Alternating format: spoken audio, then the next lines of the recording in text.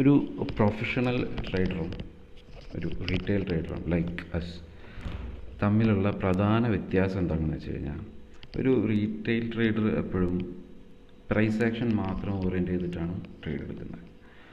പക്ഷേ ഇങ്ങനെ ചെയ്യുമ്പോൾ പ്രോഫിറ്റബിൾ ആവാം, ലോസും വരാം, 50-50 ചാൻസ്. ബട്ട് അതിലൊരു എഡ്ജ് വേണം നമുക്ക്. ആ എഡ്ജ് എന്ന് പറയുന്നതാണ് മൈക്രോ എക്കണോമിക്സ്. ഓരോ ഇക്കണോമിക്കൽ സൈക്കിളിൽ മാർക്കറ്റിൻ്റെ ബിഹേവിയർ എന്തായിരിക്കും, ഇൻ്റർ മാർക്കറ്റ് അനാലിസിസ്.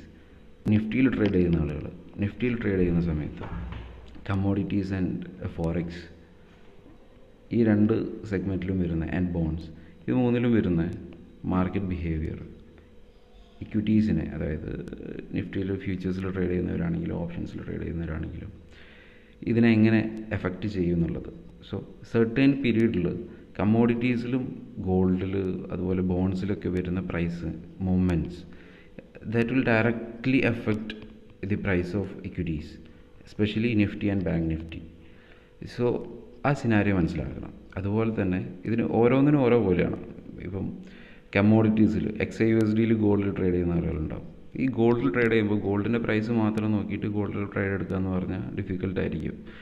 പ്രോഫിറ്റബിൾ ആവില്ല എന്നല്ല, പ്രോഫിറ്റബിൾ ആവും. പക്ഷേ ഗോൾഡിൽ മാത്രം ഡയറക്റ്റ്ലി ട്രേഡ് എടുത്തു കഴിഞ്ഞാൽ, ഗോൾഡിൻ്റെ പ്രൈസ് മാത്രം നോക്കിയിട്ട് ട്രേഡ് എടുത്തു കഴിഞ്ഞാൽ അതിൽ നമുക്ക് ഒരു ഗാംബിൾ ചെയ്യുന്ന പോലെയാണ്. So just because A fair value gap is that doesn't mean it will work. അതുപോലെ തന്നെയാണ് ഓർഡർ ബ്ലോക്ക്, ഇംബാലൻസ്, ഇതുപോലുള്ള കാര്യങ്ങളൊന്നും ഡയറക്റ്റ്ലി സിമ്പിളായിട്ട് അത് മാത്രം നോക്കി ട്രേഡ് എടുത്തു കഴിഞ്ഞാൽ വർക്ക് ചെയ്യും, പക്ഷേ ആക്യുറേറ്റ് ആവില്ല, ആക്യുറസി കുറയും നമുക്ക്. സോ നമുക്ക് 50-50 ചാൻസ് ആക്ച്വലി ഉള്ളൂ. സോ ഈ ഒരു സിനാരിയോ മറികടക്കണം എന്നുണ്ടെങ്കിൽ നമ്മൾ ഇൻ്റർ മാർക്കറ്റ് അനാലിസിസ് ചെയ്യണം. അതുപോലെ മൈക്രോ എക്കണോമിക്സിൽ എന്താണ് ഇൻറ്റേർണലി ഓരോ നാട്ടിൽ നടക്കുന്നത്, ഓരോ ഇക്കോണമിയിൽ നടക്കുന്നത്, എസ്പെഷ്യലി ഇൻട്രസ്റ്റ് റേറ്റ്, ഈ കാര്യങ്ങളും കൂടി ഒന്ന് മനസ്സിലാക്കാൻ ശ്രമിച്ചു കഴിഞ്ഞാൽ നമ്മളുടെ കറൻ്റ്ലി ഉള്ള ബേസിക് മൂവിങ് ആവറേജ് യൂസ് ചെയ്യുന്ന ട്രേഡ് ചെയ്തതിനുണ്ടാവും. സിമ്പിളായിട്ട് ട്രേഡിങ് ഈസ് വെരി സിമ്പിൾ. നമ്മളതിനെ എത്രത്തോളം സിമ്പിളാക്കുന്നോ അത്രത്തോളം അത് എഫക്റ്റീവ് ആയിരിക്കും. സോ ഒരുപാട് ലോട്ട് ഓഫ് എൻട്രി ടെക്നിക്സ് ഒന്നും വേണ്ട. ഈ SMCയിൽ പറയുന്ന ട്രേഡിംഗ് ടെക്നിക്സും അതുപോലെ സിമ്പിളായിട്ടുള്ള ട്രഡീഷണൽ റീറ്റെയിൽ ഇൻഡിക്കേറ്റേഴ്സ് യൂസ് ചെയ്ത് ട്രേഡ് ചെയ്യുന്ന മെത്തേഡ്സ് എല്ലാം നല്ലതാണ്. ബട്ട് ഇതൊക്കെ ജസ്റ്റ് ഒരു എൻട്രി ടെക്നിക്ക് മാത്രമാണ്. അപ്പം എൻട്രി ടെക്നിക്ക് ഉണ്ടായതുകൊണ്ട് നമുക്കതിൽ പ്രോബബിലിറ്റി കൂടുതൽ കിട്ടുമെന്നില്ല.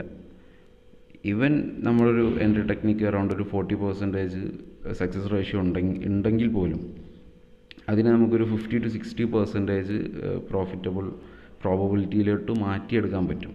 അതിന് നമുക്ക് വേണ്ടത് ഏതൊക്കെ ഈ ഒരു എൻട്രി ടെക്നിക്ക് മാർക്കറ്റ്